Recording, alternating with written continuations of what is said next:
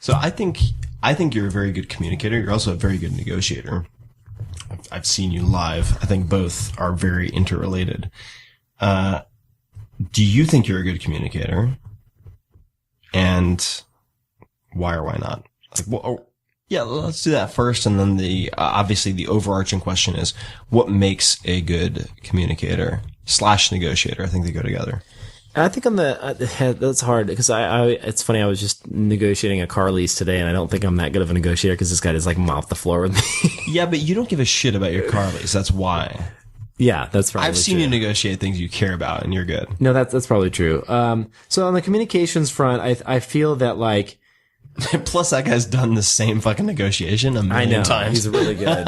Those damn cars. He's like, I'm so glad you asked that blah, blah, blah bullshit. Let me now, verbally put you in the solar plexus. I literally walked out of the place today, walked down the street, and the guy's texting me like, come back, like we can talk about this. And I'm like, why didn't we talk about this 20 minutes ago when I sat in your office for 45 minutes?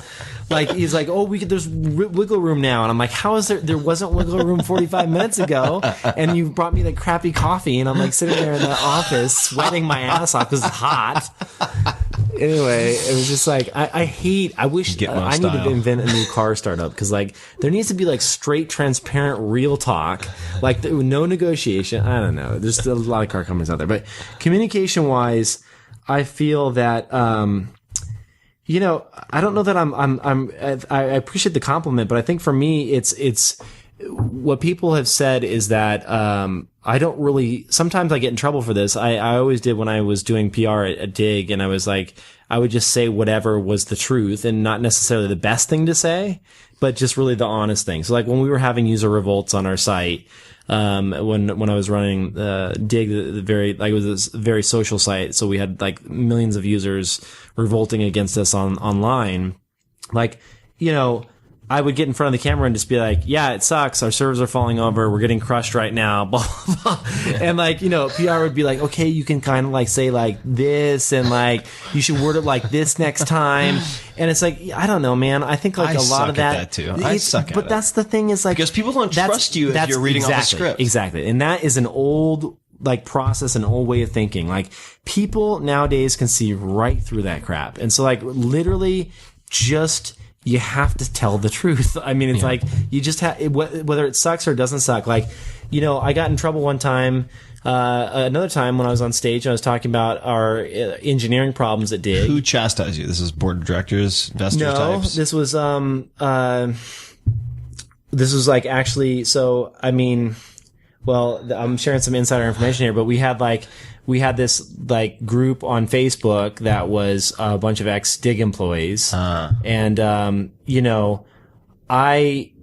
first of all, dedicated to being ex-Digg employees. They were, but like I was also a member of that group because I had since left Digg. Yeah. And, the blame is definitely on me from the get-go because I'm the one that founded the company. So like can't really, the buck stops with me. Right. But, I'm allowed to tweak and figure out what I did wrong so I can hopefully avoid those mistakes in the future. Of course. And so I was saying a lot of what I thought I did wrong, including not, like, as Jack Dorsey puts it, in an interview that I did with him, he says that you need to constantly be pruning and editing your team to make sure that you have the right people in the right roles. Yeah. And that's like something that you, as a successful entrepreneur, he has constantly done. That means sometimes having very difficult, tough conversations with employees and letting people go. Yep. And so I talked about that on stage and talked about how I would have done things differently, blah, blah, blah. And I upset a lot of past employees. And what upset them? Well, just that I would put the blame on engineering when they thought the blame was on upper management and blah, blah, blah. And don't get me wrong, the blame was absolutely on upper management. And I think that there's blame to be put all over the place. Like it's like I could point to 1,000 different things that we would do differently next time around. Well, if I were to just try to bring it back to this original question, it seems like you're surprisingly comfortable having uncomfortable conversations. And I've seen you do this live a couple of times where you're asking for things that perhaps other people wouldn't ask for, but that you should ask for. Or you're saying things that maybe you shouldn't say by some politically correct standard, but you do. And how did you get to that point? Because it seems like the reason a lot of people fail in whether it's negotiating for a raise or negotiating any type of deal or asking for anything they want or coming clean and avoiding some huge fucking PR scandal just by being honest at the outset, they're not willing to have those uncomfortable conversations. So why do you think you're so comfortable doing that? I think it's probably because I want to avoid an even more difficult conversation down the road if I'm caught not speaking the truth the first time around. Yeah. It's a lot more difficult to have the conversation to say like, oh, yeah, I kind of wasn't like fully bringing everything to light in this original conversation. So, and I feel like I don't know, man. Like if you admit your faults, then other people can't point them out in you. Mm-hmm. Do you know what I'm saying? Yeah, definitely. Like if I get in front of, I mean, it's the same thing with like stand-up comics who take the piss. That's a really fucking Commonwealth expression, but make fun of themselves before the audience can. Right. To just like steal the thunder in that way so that they can run the show and do what they want to do. Yeah, maybe that's that. I think, I never thought about this before. It's funny that you bring it up, but like, I feel like that's probably the reason why, because I want to say everything there is to be said that's negative so that we can get that out of the way.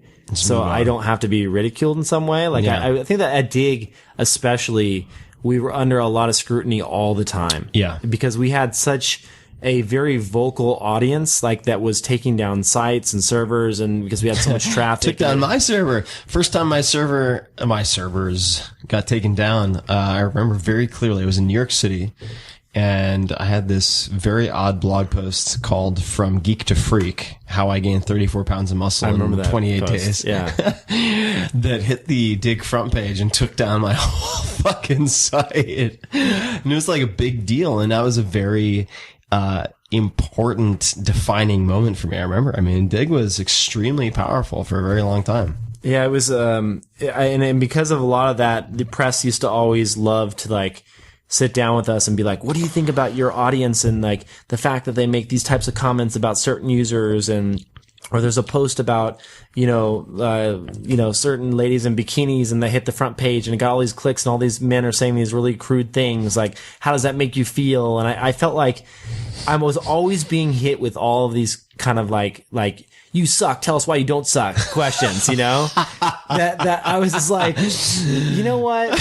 You're right. We do suck, It's like, that's the only thing you can do. Yeah, like, look, humanity's fucking brutal. Yeah, like, exactly. I'm sorry. I'm like, if you have, how many monthly unique visitors did you have? 38 million was the highest. It's like, so if you take 38 million people in pick a sandbox, 1,000 assholes in a fucking auditorium, like, you're gonna have, not assholes, I'm sorry, like 1,000 people in an auditorium. Like, think of any school play, right? Or like any little league game. Right. And and you have like 300 dads. There are always going to be 4 fucking asshole dads who are like yelling and screaming and blue in the face. Right. Like, so you take 38 million people and you extrapolate it out. Of course, you're going to have a fucking mess in your hands. Yeah, it was so. I just realized that, like, at that point, you just gotta surrender and not fight and just be like, listen. And it actually helps out a ton because people are like, oh, he's just human. Well, that's really important. I think is to not emphasize, but at least mention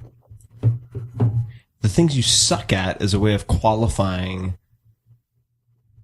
Not only credentializing everything you say after that, but also qualifying the users that come to your site, right? So, or that use your product by explaining who should not use your product, if that makes sense.